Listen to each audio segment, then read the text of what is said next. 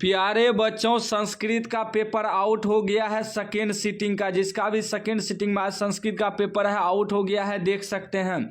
बिल्कुल second sitting का 205 विषय कोड वाटर मार्क देख सकते हैं, 205 वायरल हो गया है। पूरा रट लीजिएगा, नहीं तो बाद में आप लोग पछताइएगा। एग्जाम हॉल में सेम टू सेम यही पेपर आएगा, देख सकते हैं सेकेंड सिटिंग में। बाद में पछताने से कोई फायदा नहीं होगा, अभी समय है, पूरा रट लीजिएगा। वायरल हो चुका है, सब्जेक्टिव भी वायरल हो गया है। सब्जेक्टिव भी मैं इसी वीडियो में आपको बताऊंगा कैसे डाउनलोड करना है।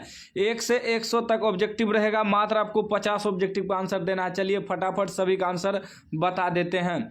पहला प्रश्न देखिए क्या कर रहा है। पहला प्रश्न कर रहा है कि विद्या दिगमाय में किन वर्णों की संधि हुई है, तो राइट आंसर हो जाएगा ए हो जाएगा। आ जोड़ ओ की संधि हुई है, ए करेक्ट आंसर हो जाएगा।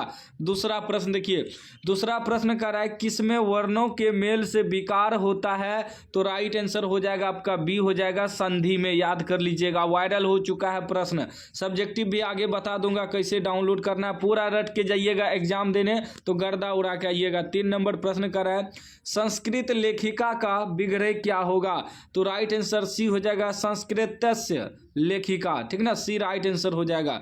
4 नंबर प्रश्न कर रहा है कि वैदिकम चो तत्युगम का समस्त पद क्या होगा, तो राइट आंसर हो जाएगा डी हो जाएगा, वैदिक युगम। ठीक है ना, डी राइट आंसर हो जाएगा, वैदिक युगम। चलिए अगला प्रश्न देख लीजिए, वायरल हो चुका है। सब्जेक्टिव भी आगे बता दूंगा, सब्जेक्टिव भी वायरल हो चुका है। सब्जेक्टिव का कैसे डाउनलोड करना आगे हम बताएंगे। 5 नंबर प्रश्न देखिए क्या कह रहा है।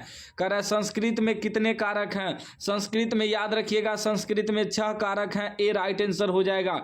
6 नंबर प्रश्न कह रहा है कि सप्तमी विभक्ति के अर्थ में किस कारक का प्रयोग होता है, तो राइट आंसर हो जाएगा अधिकरण, बी करेक्ट आंसर हो जाएगा। वायरल हो गया है, पूरा रट लीजिएगा।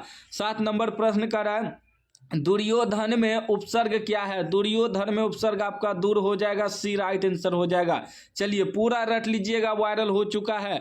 8 नंबर प्रश्न कर रहा है कि बाले बाले पद का मूल रूप क्या है, तो राइट आंसर हो जाएगा बाल हो जाएगा, डी राइट आंसर हो जाएगा।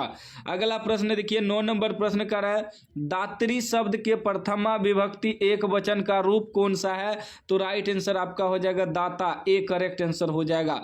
अगला प्रश्न 10 नंबर कर रहा है कि चर किस लकार का रूप है, चर जो है वह लोट लकार का रूप है, बी राइट आंसर हो जाएगा।